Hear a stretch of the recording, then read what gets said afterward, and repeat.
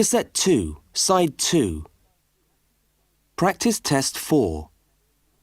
You will hear a number of different recordings, and you will have to answer questions on what you hear. There will be time for you to read the instructions and questions, and you will have a chance to check your work. All the recordings will be played once only. The test is in 4 sections. Write all your answers in the listening question booklet. At the end of the test, you will be given 10 minutes to transfer your answers to an answer sheet. Now turn to section 1 of your question booklet.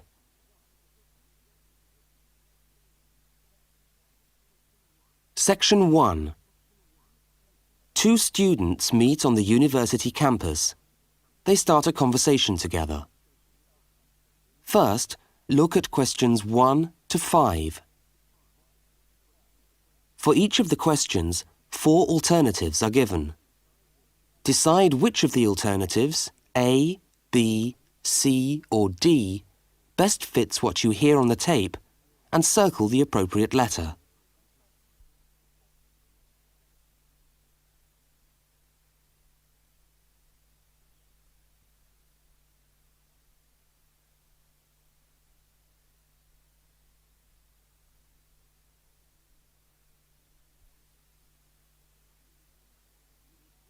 You will see that there is an example which has been done for you.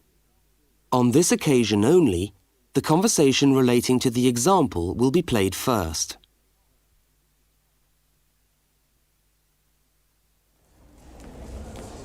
Excuse me, can you help me? I was looking for the main hall. No, maybe I can actually. I'm looking for the main hall too. I think it's in the administration building. Are you a new student? Yeah, I am. The man says he's looking for the main hall too. So A has been circled. Now we shall begin. You should answer the questions as you listen, because you will not hear the recording a second time. Now listen carefully to the first conversation and answer questions 1 to 5.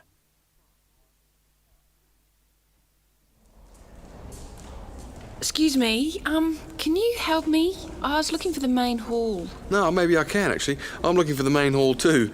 I think it's in the administration building. Are you a new student? Yeah, I am.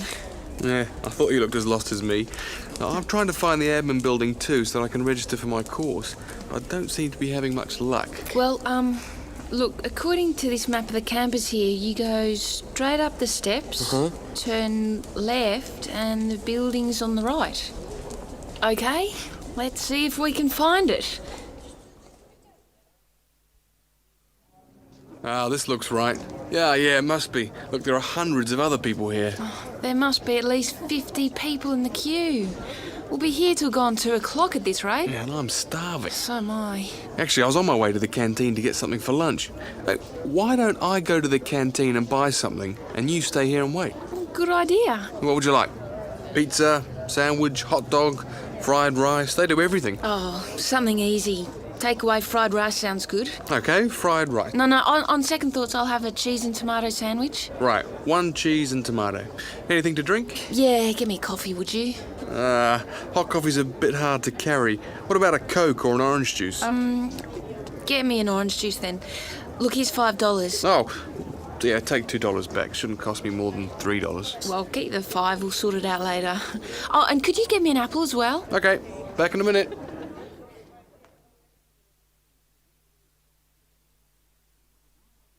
The woman speaks to the clerk about registering at university. Look at questions 6 to 10.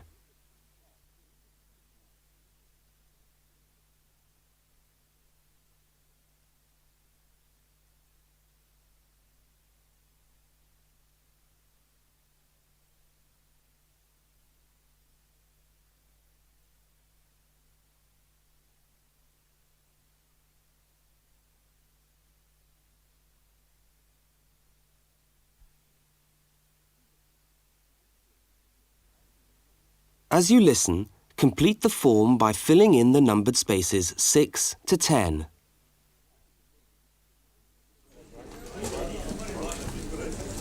Oh, hello. I'm here to register for the first year law course. Oh, I'll just have to fill out this form for our records. What's your name? Julia Perkins? Can you spell that for me? Yeah, that's JULIAPERKINS. Address? Flat 5, 15 Waratah Road.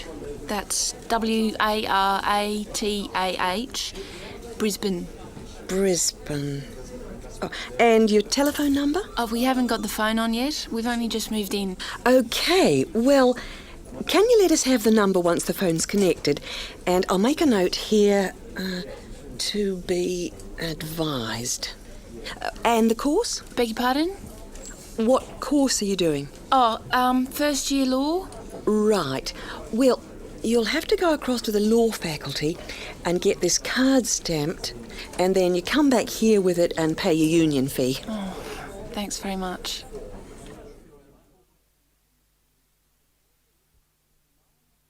The man and the woman meet up again. Look at questions 11 and 12 and circle the correct answer.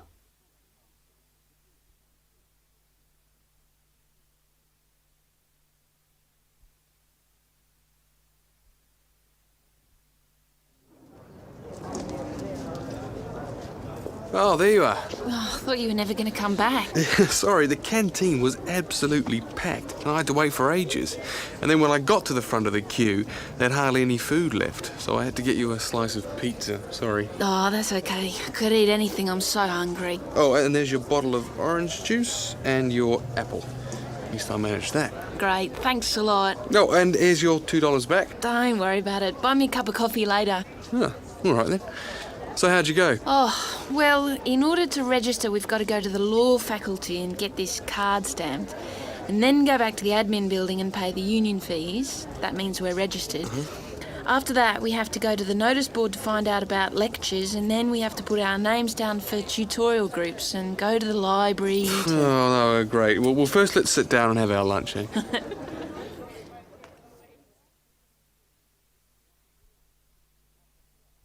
That is the end of section 1.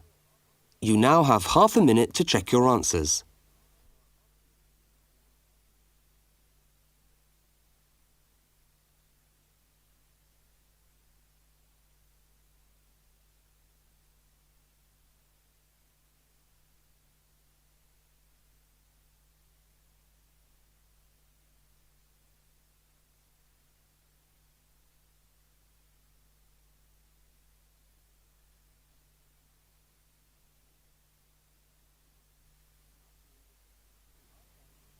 Now turn to section 2.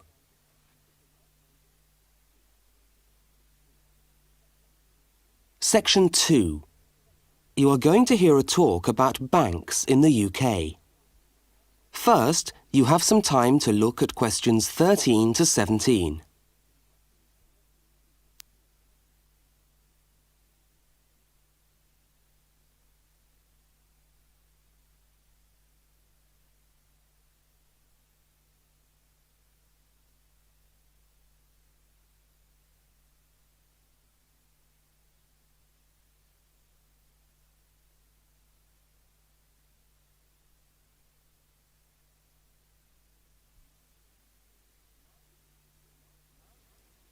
Now listen to the talk and complete the notes by filling in the numbered spaces 13 to 17.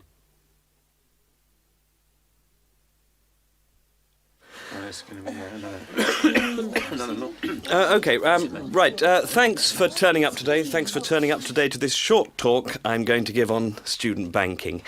Many of you are unfamiliar with the way banks work in this country, and today's talk should just give you a few starting points. I will, of course, answer any questions at the end. Right. Well, as you probably know, you'll need to open a bank account while you're here.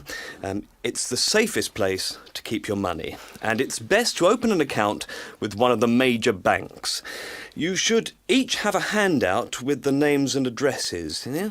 Right. There's Barclays in Realty Square, National Westminster in Preston Park, Lloyd's in City Plaza, and Midland in Hope Street. Okay, all these banks offer special student accounts. However, it's important to note that as an international student, you'll not necessarily be eligible for all the facilities offered to resident students. Now, as an international student, you will need to provide evidence that you can fund yourself for however long your course lasts. Banks have different policies, and the services that they'll offer you will depend on your individual circumstances and on the discretion of the bank manager involved. So it's a matter of going there and finding out about your own particular situation. Right. When you do go to open a bank account, you should take some documentation with you. I've already mentioned that you must be able to support yourself. In addition to this, most banks ask you to bring your passport and your letter or certificate of enrolment. Okay? Now, by far the most useful type of account to open is a current account. When you do this, you will actually get what is called a student account, which is a current account with special concessions for students.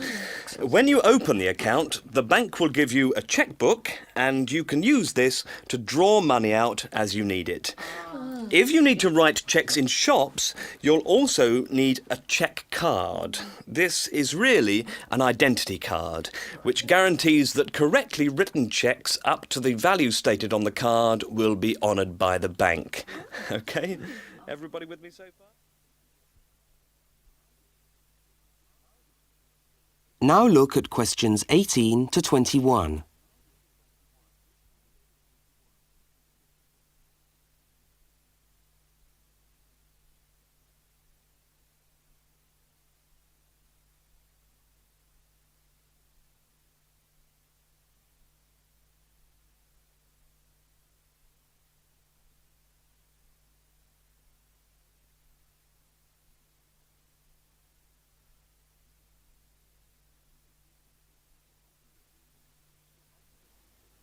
As you listen to the rest of the talk, complete the rest of the notes in the spaces numbered 18 to 21. Right, if you want to draw out cash for yourself, you can make the cheque payable in your own name or to cash. You can also withdraw cash from a cash point machine with a cash card. Now, these are extremely useful as they enable you to withdraw cash from your account during the day or at night. There is also another card called Switch or Delta, and you can use this to pay for things in shops. It takes the money right out of your account, so you don't need your chequebook. Now, you may want to take more money out of the bank than you have in it. This is called having an overdraft. Be very careful with this. You should not do this without permission from your bank. Overdrafts usually incur charges, though some banks offer interest-free overdrafts to some students. But find out before you get one, right? Well, that just leaves opening times. When can you go? Banks used to be open from 9:30 a.m. until 3:30 p.m. from Monday to Friday. But many main branches are now open until 4:30 or 5 p.m. on weekdays, and some of the bigger branches in London and other major cities are now open for a limited time on Saturdays. Okay, any questions? That is the end of section 2. You now have half a minute to check your answers.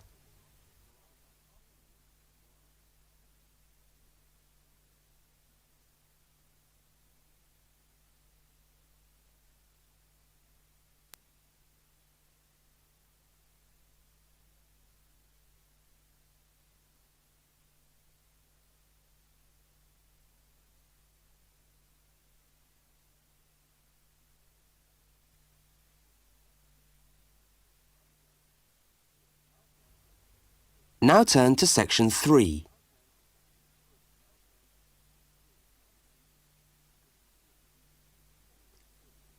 Section 3.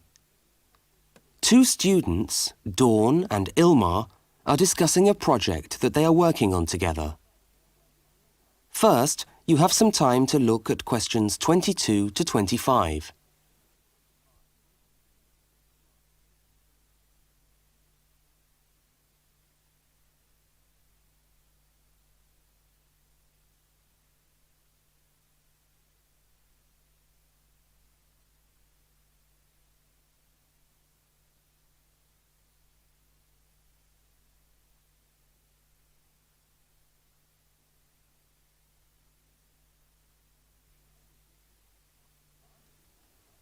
Now listen to the first part of the conversation and complete the fact sheet by filling in the numbered spaces 22 to 25.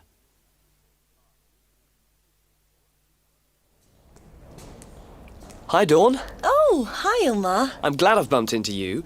I've just found a great idea for the presentation we've got to do for Dr. Banks next month. What, the one on everyday objects? Yes, look at this article. It's really interesting. The aluminium Coke can? You know, Coca-Cola cans, soft drink cans. Look, let's sit down here. Have you got a minute? Sure. I'll just get my bag. Okay. So, you think we can get a presentation out of this article? I'm sure we can. First of all, we can provide some interesting facts about the aluminium cans that we drink out of every day. Like? Well, here it says that in the US they produce 300 million aluminium drink cans each day. Wow! 300 million? Exactly. That's an enormous number. It says here, outstrips the production of nails or paper clips. And they say that the manufacturers of these cans exercise as much attention and precision in producing them as aircraft manufacturers do when they make the wing of an aircraft. Really? Let's have a look. They're trying to produce the perfect can, as thin but as strong as possible. This bit's interesting. Today's can weighs about 0.48 ounces. Thinner than 2 pieces of paper, from this magazine, say. Yeah, and yet it can take a lot of weight. More than 90 pounds of pressure per square inch. 3 times the pressure of a car tyre.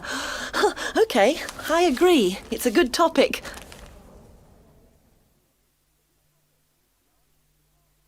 Now look at the diagram of the aluminium can and at questions 26 to 31.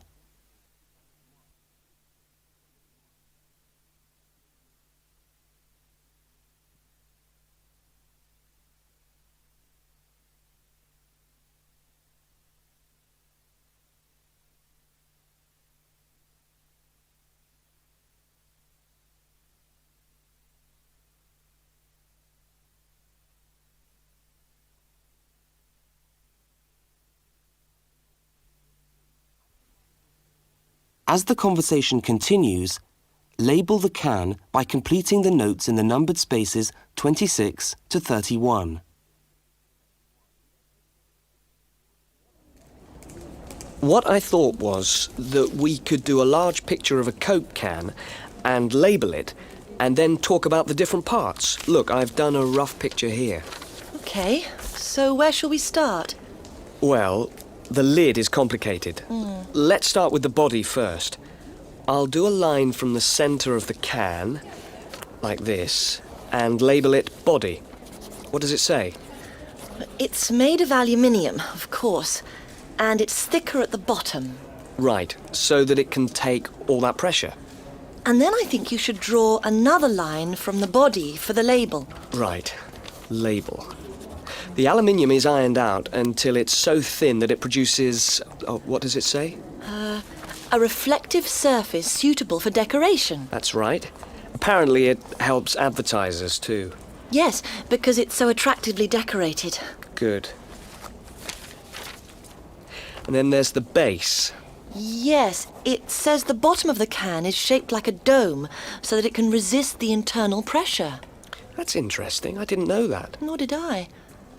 Okay, so going up to the lid, there are several things we can label here. There's the rim around the edge, which seals the can. Got that. And there's a funny word for the seal, isn't there? Yes, it's a flange. What does it say about it? Well, the can's filled with Coke or whatever, and after that the top of the can is trimmed and then bent over to secure the lid. That's right. It looks like a seam. We could blow up this. F-L-A-N-E. Yes, that would be clearer. I think we should label the lid itself and say that it constitutes 25% of the total weight. 25%? So it's stronger than the body of the can. So to save money, manufacturers make it smaller than the rest of the can. Didn't know that either. So, how do we open a can of Coke? First of all, there's the tab, which we pull up to open the can, and that's held in place by a rivet. I think that's too small for us to include. I agree, but we can talk about it in the presentation. We can show the opening, though. That's the bit of the can that drops down into the drink when we pull the tab. Yeah, hopefully. Sometimes the tab just breaks off. I know. Anyway, the opening is scored so that it pushes in easily but doesn't detach itself. Okay. We can show that by drawing a shadow of it inside the can. Like this. I'll label it Scored Opening. Great. Well, I think we've got the basis of a really interesting presentation. Let's go and photocopy the article. Fine. I'll take it home and study it some more.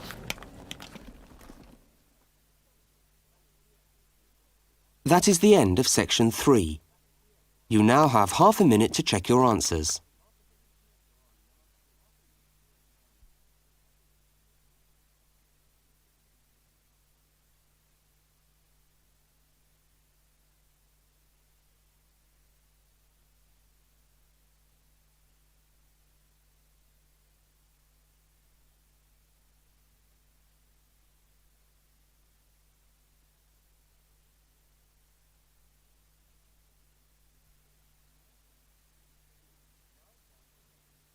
Now turn to section 4.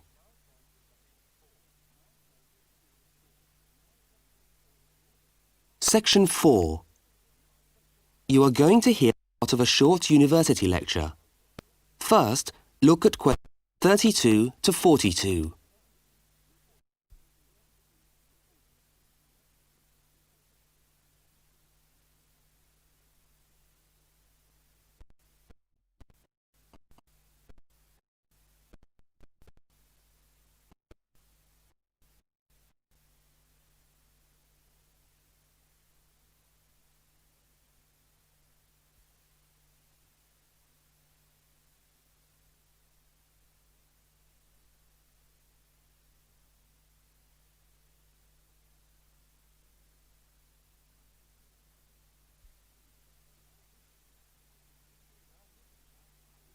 Now listen and complete the lecture notes in the spaces numbered 32 to 42.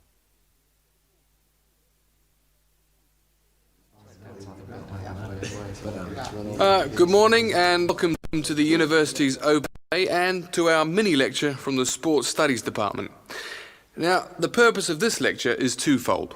One, we want you to experience a university lecture to give you a taste of what listening to a university lecture is like.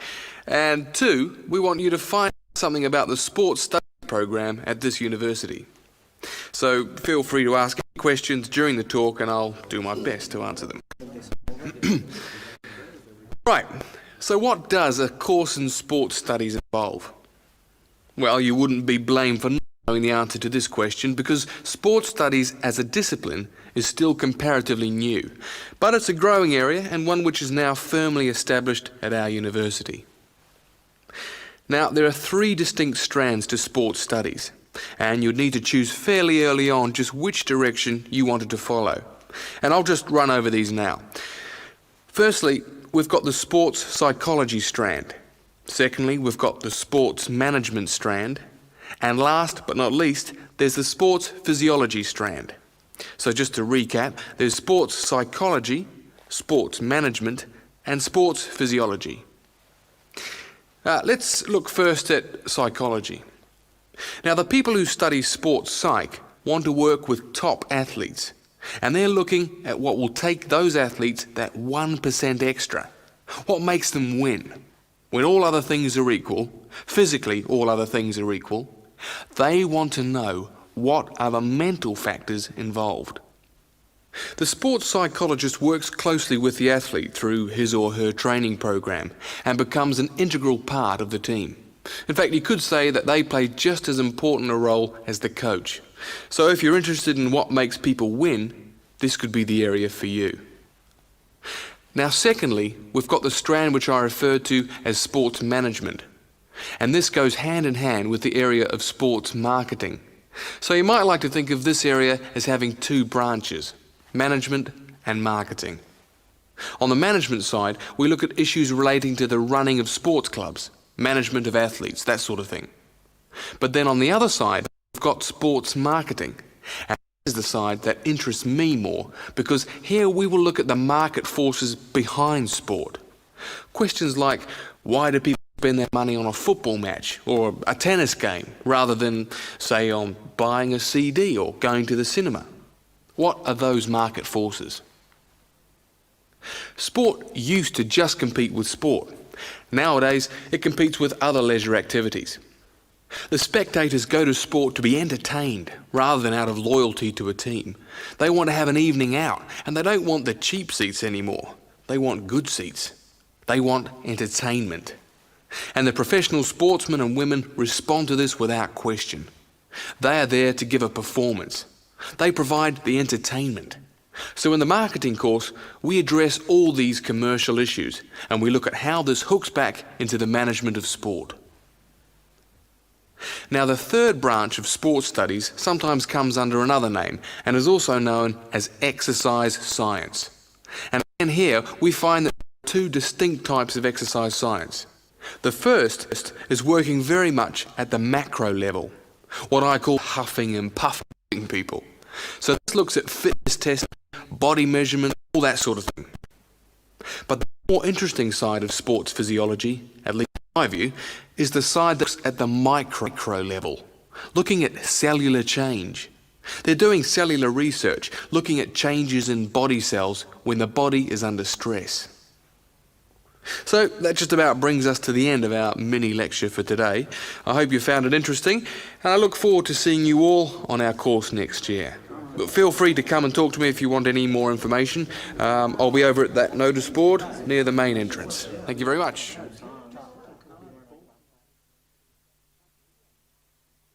That is the end of section 4. You now have half a minute to check your answers.